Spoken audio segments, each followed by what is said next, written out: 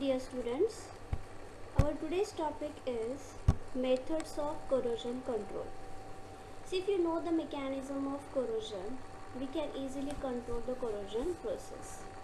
There are many methods like cathodic protection, anodic protection, metallic coating, surface conversion coating, or it is also called as chemical conversion coating and powder coating.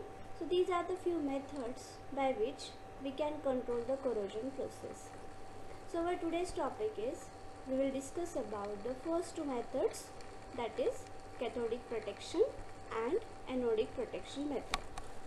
Okay, so first we will talk about the first method, that is cathodic protection method. See, all of you know the mechanism of the corrosion. We require the anode, cathode, both are deep in the electrolyte. So on anode, oxidation processing taking place, that means loss of electron. This electron enter in electrolyte and reaches to the cathodic part. That means the anode is one which undergo the corrosion process. So we can consider that one, and the principle of this method is, that's a cathodic protection, is a metal which is to be protected from the corrosion process is forcefully makes cathodic part, because we know that on cathode the corrosion is not possible, anode is undergo for the corrosion process, so making your metallic structure which is to be protected from the corrosion by cathodic part. So how we can do this? We can do this by using the two methods. Number one, that is using sacrificial anode method, and number two, that is using impressed current method. So first we will talk about using the sacrificial anode. See, let us take the example. If I want to protect the Fe metal, so I will select the Fe, and that Fe will be collected or connected with the more active metal which is present in the series. That means if Fe is present, above the Fe which are the metal is present, I will select that metal for the connection purpose. So in sacrificial anode method, the metallic structure which is to be protected from the corrosion is connected with the more active metal by the insulated wire. That means Fe is there, and above the Fe we have more active metal like zinc, aluminium, magnesium, so that will be connected. So these three metal will act as an anodic part, so that will be undergo the corrosion process. Now why this method is called as a sacrificial anode? Because it sacrifices itself and it undergo the corrosion itself while it protecting the main metallic structure. That's why this is called as the sacrificial anode method. So if you want to increase the electrical current contact, the active metal is placed in the backfill, that is a mixture of coal and the sodium chloride. Now once this sacrificial method is completely consumed, then it is replaced by the fresh piece. So the principle behind this sacrificial anode method is what? The metallic structure which is to be protected is connected with the more active metal like zinc, like aluminium, or like the magnesium. That will be act as the anodic part, and that will be undergo the corrosion process. So what's the application of this one? So steel pipelines, ship pools, hot water tank, buried cables. So these are the few applications that these all articles we can protect it by using the cathodic protection method. So this is the diagram of cathodic protection. So this is the metallic structure which will be act as anode, which we called as the sacrificial anode, that's aluminium, magnesium, zinc, or their alloy also. And this metallic structure, that is the underground pipeline that we have to protect it. So this is the metal which is lower than this, which is present in the series. So this will be act as a cathodic part forcefully, and this will be act as an anodic part. So this metal will be undergo the corrosion process protecting this other metal.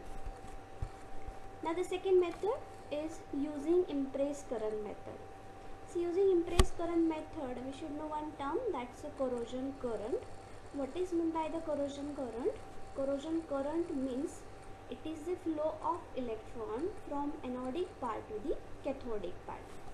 So in this using impressed current method, what we do, the impressed current, that means here if you see the diagram, the insulated wire is there. The impressed current is applied in opposite direction to nullify the corrosion current. So for example, corrosion current is passing from anodic to cathodic area, right? So we will pass, by using the DC source, we will pass the impressed current in opposite direction of the corrosion current. That means we pass the current in the opposite direction.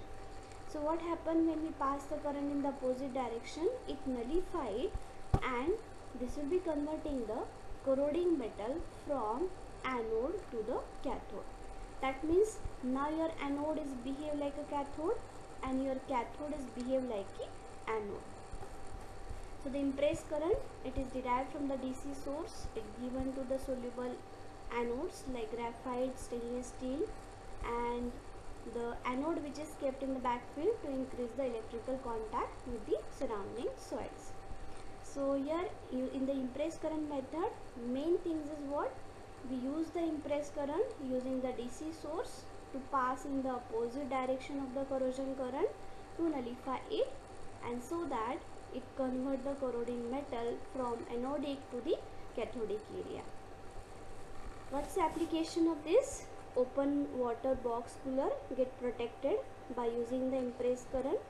Different water tanks, gas pipelines, condensers, and one more is transmission line towers is also protected by using this impressed current method. Then the second protection method is your anodic protection method. Now before to start the anodic protection method, we should know about the passivity concept. Now what is meant by the passivity? Passivity is quite common to the few metals like aluminum, chromium, nickel, then titanium, etc. What's the passivity? It is the concept where metal or its alloy is showing the higher corrosion resistance than its expected position in the series. But how it is showing the higher corrosion resistance? By forming highly protective, thin and non-porous oxide film on the metallic surface. See, again I am repeating about the passivity.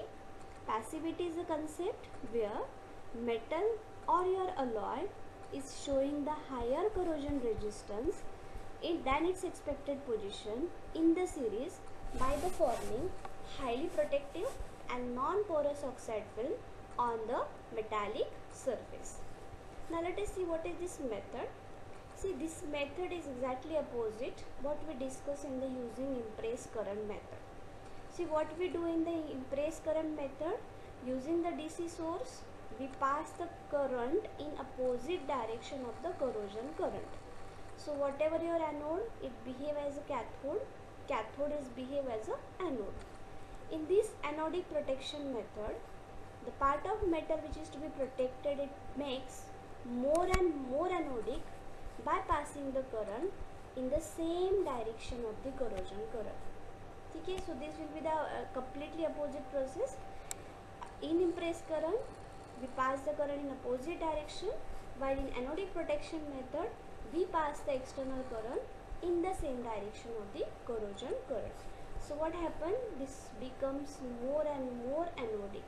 The metallic structure which is to be protected, it makes more and more anodic because a thin oxide layer is formed on the metallic surface and it protects from the further corrosion process. So look at this diagram. So we have this iron tank, we have the electrolyte. This iron tank will act as the anodic part. The auxiliary electrode, that's a graphite, will be act as a cathodic part. We have a reference electrode, that's a platinum. Then this will be connected with the potential state which maintain the constant potential. So metallic tank which is to be protected is connected to the potential state.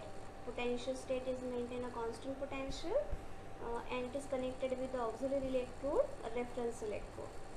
So here we have to protect the metal tank which is act as an anode.